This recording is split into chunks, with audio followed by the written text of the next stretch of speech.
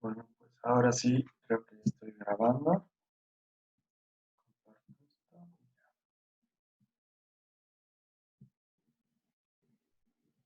Bueno, ahora sí. Primeramente, buenas tardes. El día de hoy yo les voy a explicar sobre lo que es derrames pleurales. Mi nombre es Andrés Ewane. Para hablar de derrames pleurales, pues hay que tener muy en claro que esto no va a ser nada más que la acumulación patológica de líquido en el espacio pleural. Como vemos en la imagen, aquí hay un acúmulo que no debería haber normalmente. Si bien normalmente nosotros sí tenemos entre ambas capas pleurales, ya sea entre la parietal y la visceral, un líquido, el cual va a ayudar a la expansión y va a evitar que haya un roce entre las pleuras, pues este va a ser mínimo. Se dice que normalmente debemos tener de 1 a 2 ml kilogramo peso. En mi caso, si yo peso 70 kilogramos, pues por 1 a 2 tendría aproximadamente de 70 a 140 ml de líquido en el espacio pleural. Hay que tener muy en cuenta de que este líquido va a ser un equilibrio entre la formación y la reabsorción que vaya a tener. La reabsorción se va a dar por los vasos linfáticos, como en la mayoría de todo el cuerpo, y la producción pues va a salir de lo que son los capilares sanguíneos o los vasos pleurales que llegan a este nivel. Como vemos en la imagen, vamos a ver los vasos pleurales, los cuales van a producir lo que es la trasudación y vemos los vasos linfáticos. No sé si ven mi cursor ahora sí. Mi cursor señala ahora los vasos linfáticos, como vemos, los cuales se van a dividir estratégicamente en tres lugares. Vamos a poder ver que tenemos los vasos linfáticos mediastinales o mediastínicos, los diafragmáticos y los pleurales superiores. Como dije, aquí se va a producir un trasudado que es normal. Pero ¿cómo se regula? Pues sabemos bien que esto se puede regular por dos mecanismos fundamentalmente. Uno va a ser la permeabilidad capilar y el otro va a ser la presión, el cual no se va a encontrar solo, sino que va a tener dos componentes más, los cuales son la presión oncótica, que sabemos que son las proteínas que van a hacer que el líquido no salga de los vasos, o sea, los va a retener dentro del líquido, y la presión hidrostática, que va a botar el líquido hacia afuera de los vasos. Mientras haya un equilibrio entre estos, todo va a estar bien.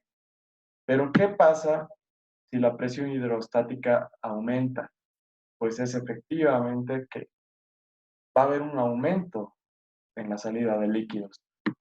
Al igual que si la presión oncótica disminuye, no va a haber tantas proteínas al interior de los vasos, entonces no va a haber quien retenga el líquido y va a comenzar a haber una extravasación. Todo este fenómeno va a generar lo que les decía, el trasudado. Hablemos ahora del exudado. Pues aquí fundamentalmente vamos a decir que se da por una alteración inflamatoria. ¿Y qué es lo que genera esta alteración inflamatoria? Va a ser el aumento de la permeabilidad capilar. Y no solo en los pulmones, sino que en cualquier lado del organismo. Cuando tenemos una inflamación, va a haber un aumento en la permeabilidad capilar. Y como hablamos de alteraciones inflamatorias, nos podemos referir fundamentalmente a tres procesos: el inflamatorio, el infeccioso, el autoinmune. Ya estaremos viendo algunos ejemplos más adelante.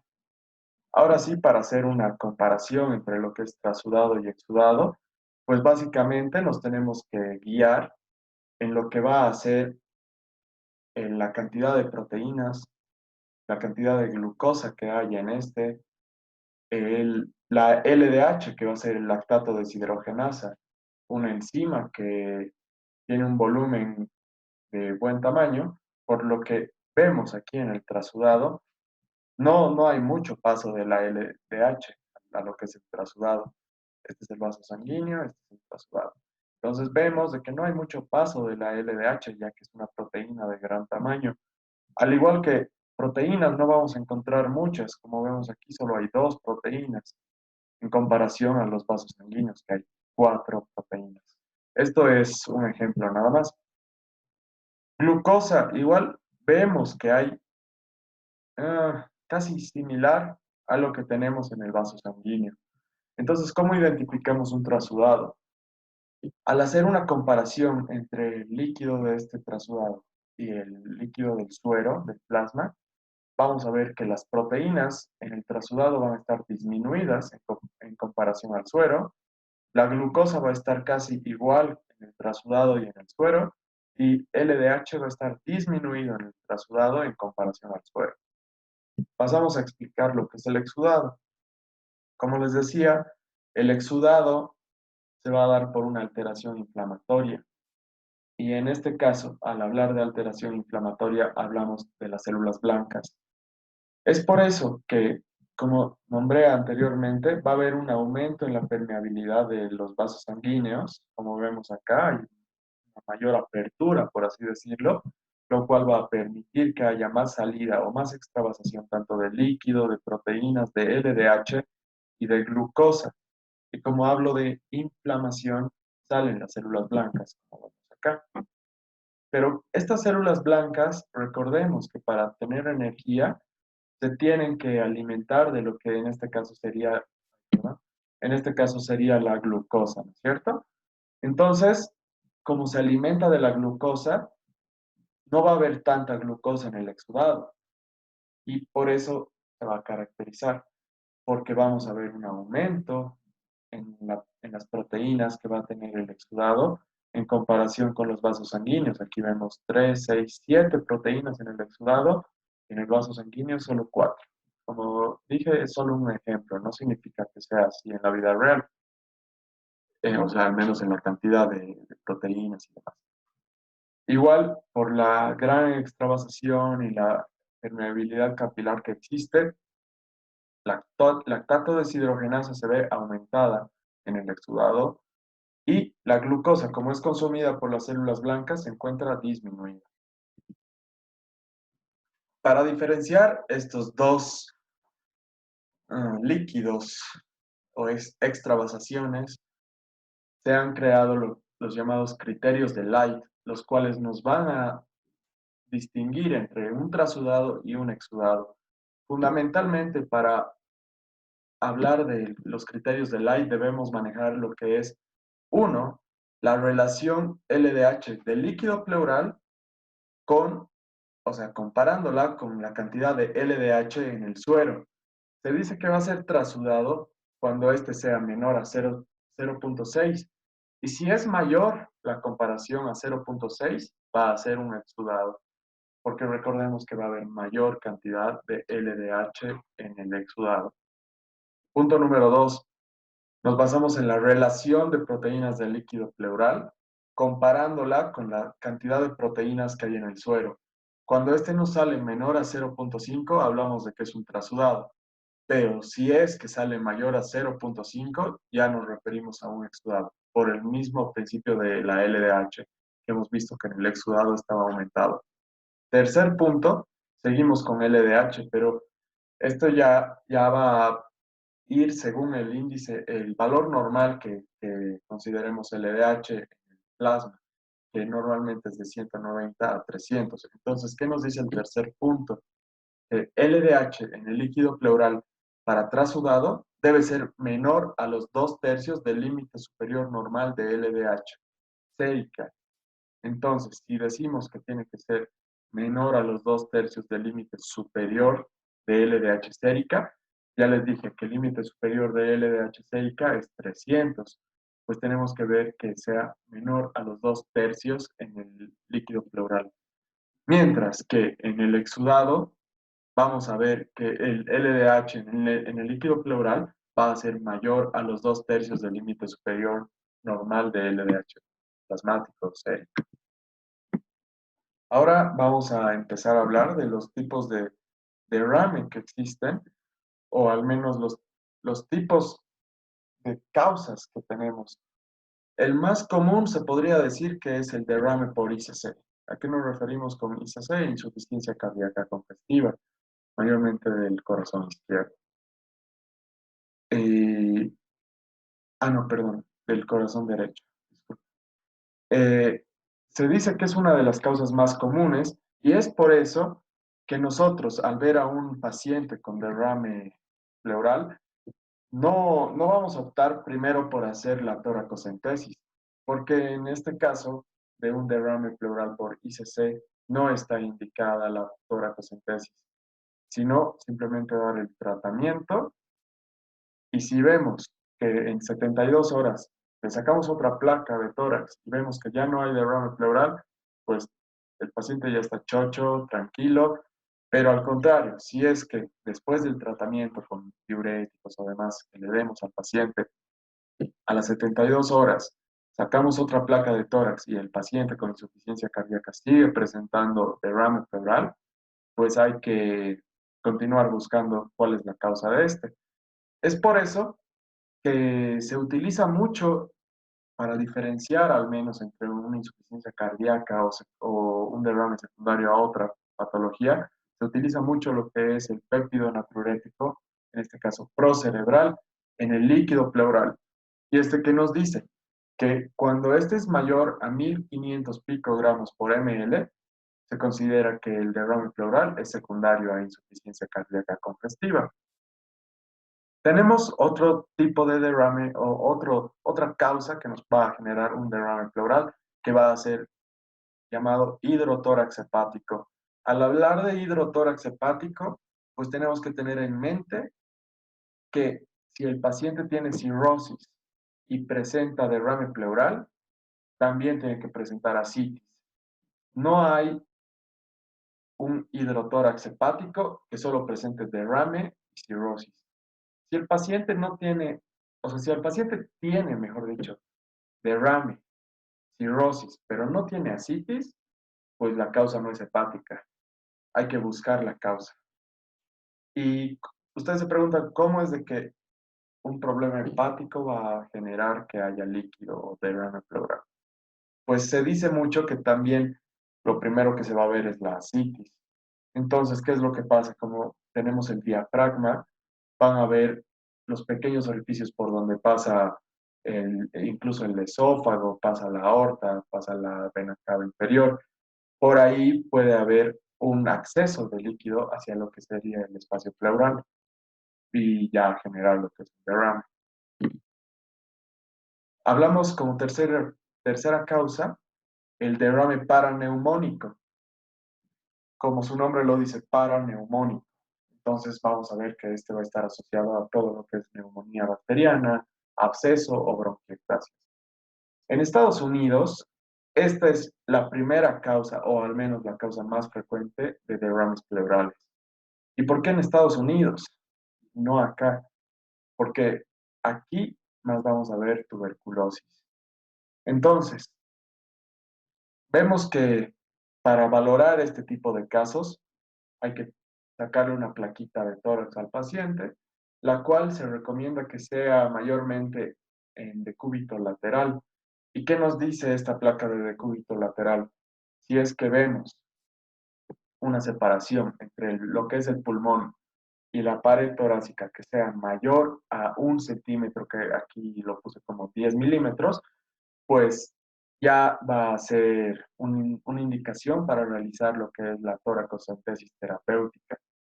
Si vemos que está separado mayor a 1 centímetro entre el pulmón y la pared torácica.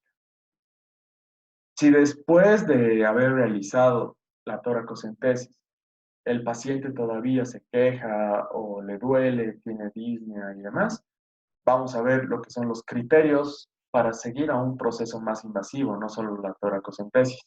Entonces, dentro de estos criterios podemos ver de que va a haber un líquido pleural loculado o lobulado, capsulado.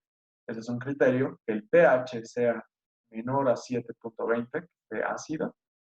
Que la glucosa del líquido pleural sea menor a 3,3 milimoles por litro, o en este caso, en la otra nomenclatura, sería menor a 60 miligramos por ml. Perdón, ahí se fue. El otro criterio sería de que el paciente dé atención gram positivo y a cultivo positivo, y que por último tenga pus en el espacio pleural, lo que nos llevaría a un absceso pulmonar. como les decía, si es que recurre el derrame, después de la toracocentesis primaria que ya hicimos, y presenta uno de estos criterios que les he acabado de nombrar, pues ahí vemos que hay que poner un tubo pleural.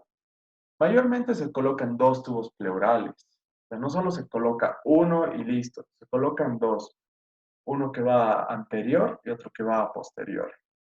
Este ya va a estar conectado a lo que es el sello de agua.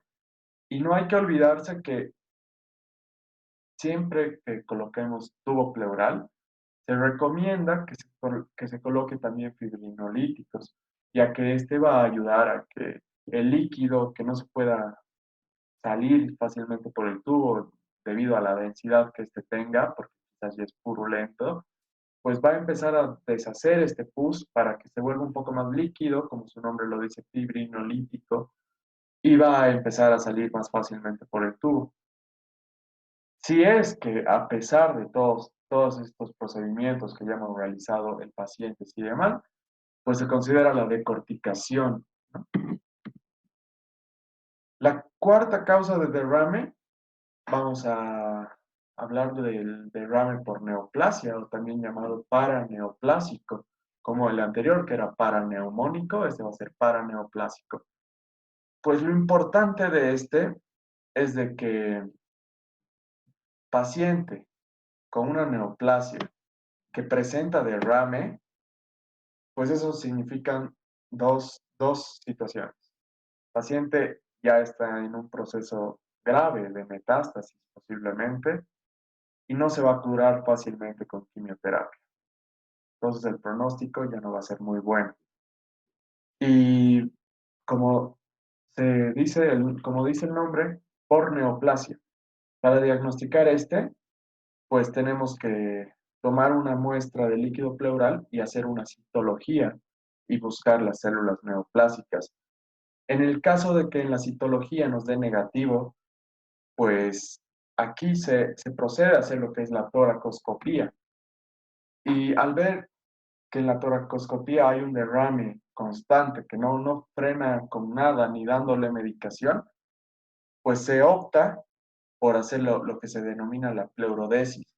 Esta pleurodesis mayormente va a realizarse con talco, lo cual va a irritar las serosas, tanto la parietal como la visceral, y va a generar que haya un roce entre estas y o sea, que se cierren, colapsen y que ya no pueda haber líquido aquí al medio en el espacio pleural, sino que estas se cierren totalmente, evitando que exista más derrame pleural. Y eso. Pasamos a lo que es el mesotelioma. Como su nombre lo dice, mesotelioma. Tumores primarios que se originan en las células mesoteliales. Por eso el nombre. Y vamos a ver en esta placa de tórax cómo es que la pleura se encuentra engrosada. En este caso no está engrosada en toda la pleura, ¿no? Pero sí vemos aquí donde están las flechas amarillas, que va a estar un poco engrosada. Como vemos, al engrosar una liga ya no va a ser tan flexible. Entonces, si se engruesa la pleura, pues vamos a tener una retracción de un hemitórax o dependiendo a qué lado se encuentren, ¿no es cierto? Y como son tumores primarios, pues el diagnóstico va a ser por biopsia. Por lo tanto, debemos introducir la aguja y tomar una biopsia con aguja. ¿Cuáles son las manifestaciones clínicas de un derrame pleural? Se dice que una gran mayoría va a ser asintomático y esto se va a deber a que la cantidad de líquido no va a ser tan grande que colapse el pulmón y le genere disnea, le genere un dolor pleurítico. Entonces, la mayoría asintomático. Pero ¿cuál es lo clásico para un derrame pleural? Es ver disnea, tos y dolor pleurítico. Al hablar de dolor pleurítico nos referimos a que va a ser un dolor en puntada de costado, que el paciente va a referir cada que inspira o cada que tose. Y en caso de que haya una infección más de por medio, que ya generaría un exudado, pues podemos ver la presencia de lo que es la fiebre. Al examen físico, no nos olvidemos que el examen físico va a constar de ciertas partes, como la inspección, palpación, percusión y auscultación. Entonces, a la inspección, que es lo primero que nosotros vamos a ver en un paciente con derrame pleural, va a ser el aumento de los movimientos respiratorios. Entonces, con esto podemos ver que va a haber un tiraje, posiblemente haya un tiraje, hundimiento supraclavicular, hundimiento de la horquilla esternal. Entonces, ahí vemos que hay un aumento de los movimientos respiratorios, lo cual va a generar una taquipnea, porque como el paciente puede que tenga bastante líquido, su pulmón va a estar colapsado, no va a poder inflar todo, por así decirlo, inflar todos los pulmones, entonces va a tener respiraciones un poco más cortas, pero más rápidas, lo cual nos va a llevar a una taquipnea. Y por ende, como decíamos, si es que va a haber una inflamación de la pleura, vamos a generar una inmovilidad del hemitórax afectado, en caso de que solo sea de un lado, sea unilateral. En la palpación, ¿qué es lo importante? Pues como decía, si el paciente no va a poder insuflar de manera adecuada los pulmones, va a haber una disminución en la expansión. ¿Y cómo medimos esto? Mediante la amplexión y la amplexación, como vemos aquí en la imagen. También, si sabemos que las ondas de sonido viajan a través del aire, si es que nosotros vamos a interferir las ondas de sonido que se mueven en el medio del aire y ponemos líquido, pues estas no se van a escuchar muy, muy fuertes o no van a tener una nitidez adecuada. Es por eso que viene el segundo punto, de disminución de las vibraciones vocales. Como vemos en esta imagen, podemos sentir las vibraciones vocales tanto así como así.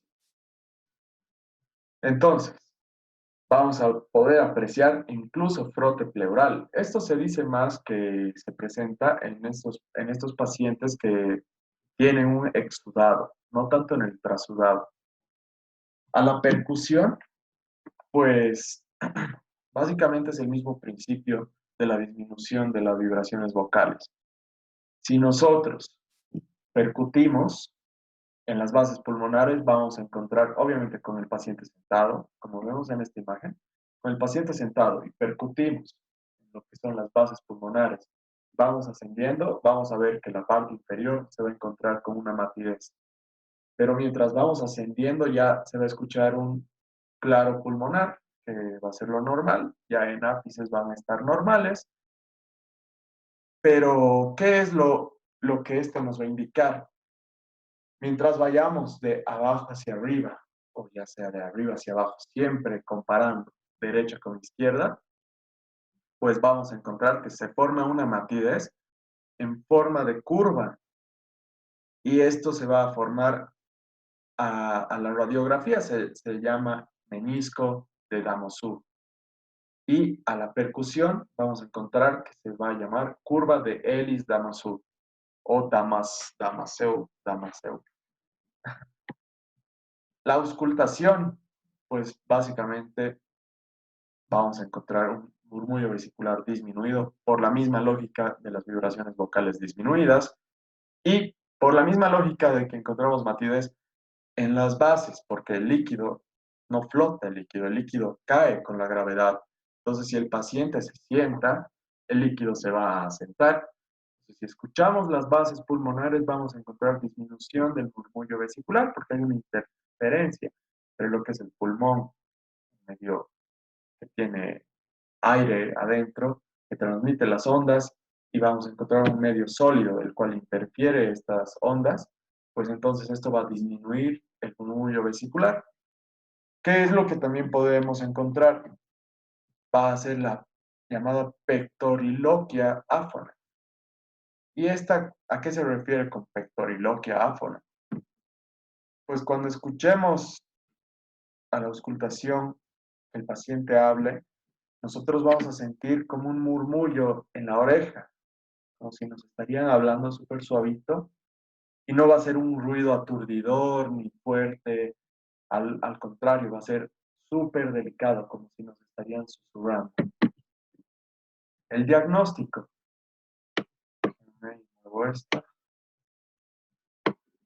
El diagnóstico pues va a ser compuesto primero por lo que es la clínica, como ya les expliqué, tanto la palpación, percusión y demás.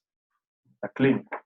Segundo, vamos a usar métodos diagnósticos como la radiografía, ecografía, tomografía, complementario para que nos corrobore el diagnóstico clínico. Y como tercer punto vamos a tener los exámenes de gabinete, que son básicamente los que vamos a usar para el criterio de Light. Entonces, como sabemos que lo más usado en nuestro medio es la placa de tórax, vamos a ver aquí que se ve, ya, podemos ver aquí un derrame pleural en el lado derecho, en hemitórax derecho, el cual nos va a formar esta curva. Y esta curva se va a llamar, lo que ya les nombré, el menisco de Damascus. ¿Y cómo nos damos cuenta que tiene un derrame pleural?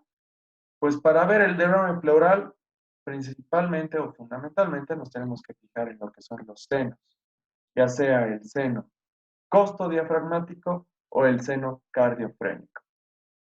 Igual la silueta cardíaca, obviamente.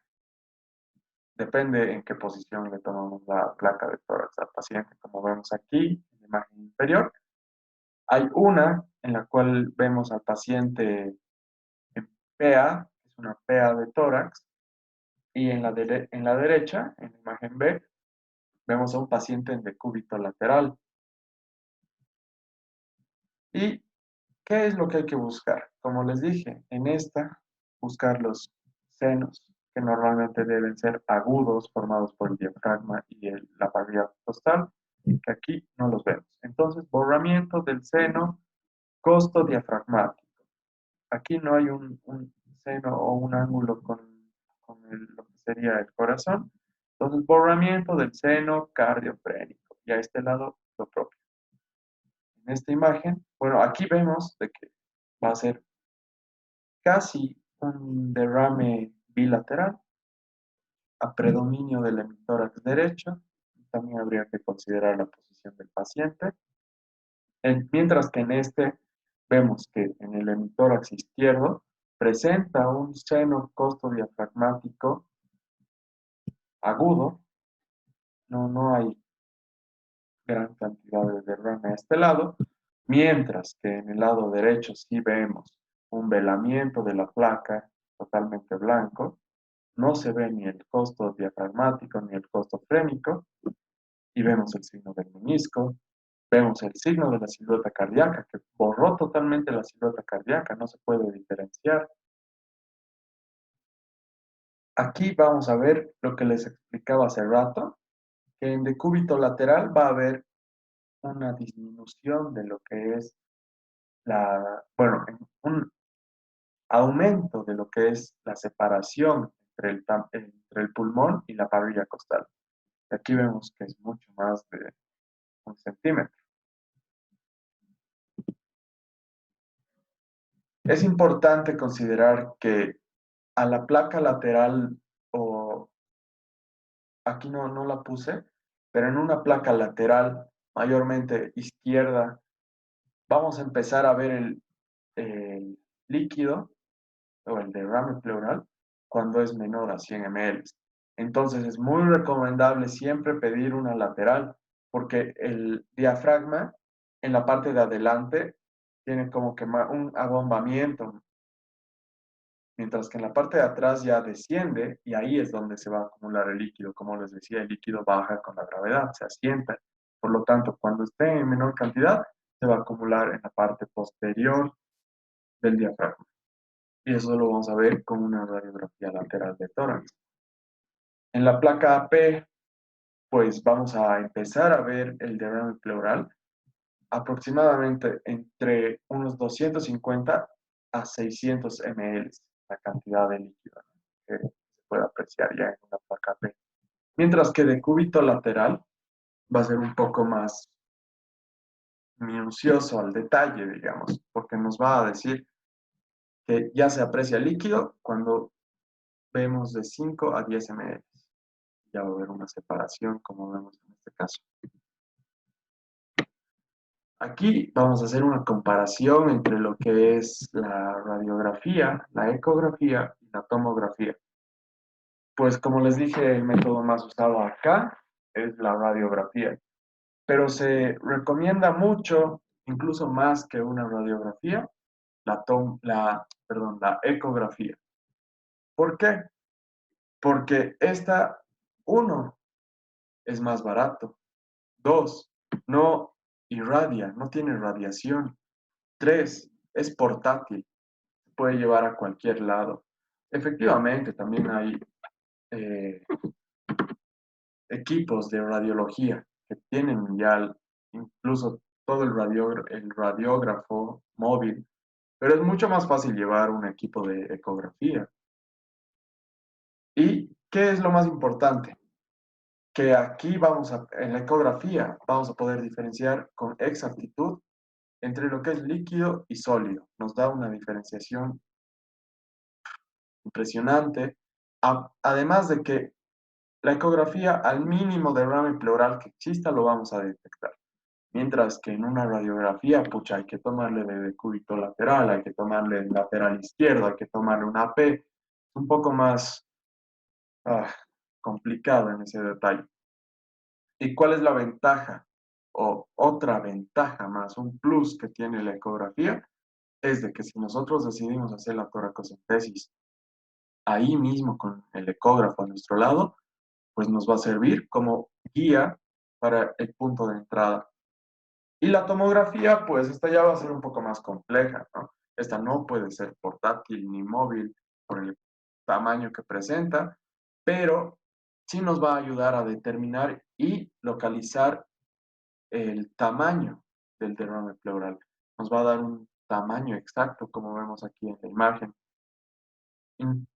Incluso como es un poco más, o sea, la tomografía se va a ir más a detalles por los cortes en los que se realiza, pues vamos a ver a qué nivel está, incluso si hay un engrosamiento de la pleura, hay algún tumor, hay alguna masa, todo nos va a ayudar mucho la tomografía. Esta se la toma en última instancia, ¿no? Cuando el paciente no mejora y no se llega a un diagnóstico preciso. Pero, como dicen, no se realiza de rutina. Los exámenes de gabinete, que les decía que vamos a usar más para los criterios de Light, pues ¿qué vamos a pedir en un laboratorio? Vamos a pedir la glucosa, LDH, proteínas, colesterol, ADA, pH, que he nombrado, todos estos los he nombrado anteriormente. Vamos a pedir un recuento celular para ver si va a ser exudado o va a ser trasudado, una citología para buscar células neoplásicas. En bacterio vamos a pedir lo que es el cultivo y vamos a pedir lo que es la tinción Gram, tanto una corriente como una de Koch. Y aquí vemos en la imagen cómo se realiza el procedimiento de una toracocentesis. Entonces, aquí vamos a poder ver que va a haber una zona de seguridad.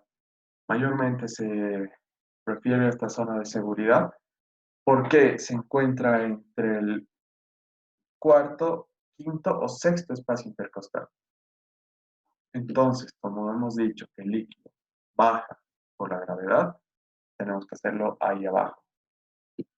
Y siempre vamos a introducir la aguja por la parte superior de la costilla, no por la parte inferior. O sea, entramos, buscamos, primero penetramos piel, tejido celular subcutáneo y chocamos con la costilla.